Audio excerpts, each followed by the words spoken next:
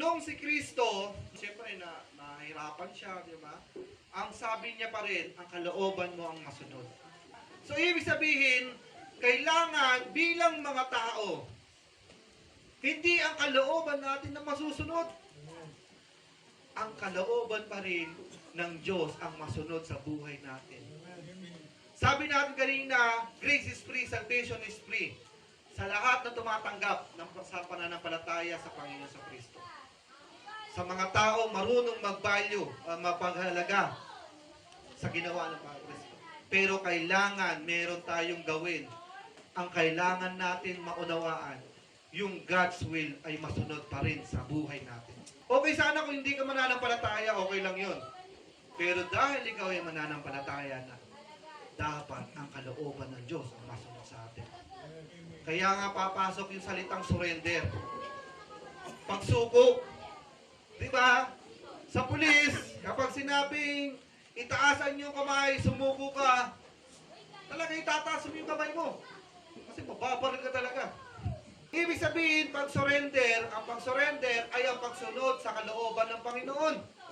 Kung ngayon, kung ang kalooban mo ang nasusunod, sumusuway ka sa God's will o kalooban ng Diyos sa iyo.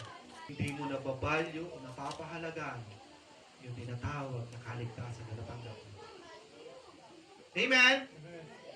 So, ibig sabihin, ito pala yung bagay na kapag ikaw ay tumanggap, hindi dahil sa inyong gawa, pero dahil ikaw ay tumanggap, kailangan gumawa ka doon sa ginawa ng Panginoon. Kailangan mong sumunod sa kalooban niya dahil ikaw ay naligtas na. Ang tawag ko doon, manifestation of the works of Jesus Christ on the cross. Kailangan nagmamanifest yung buhay mo doon sa pagtanggap mo kay Kristo. Dapat nakikita na ikaw ay tumanggap sa Panginoon at naunawaan mo yung kaligtasan.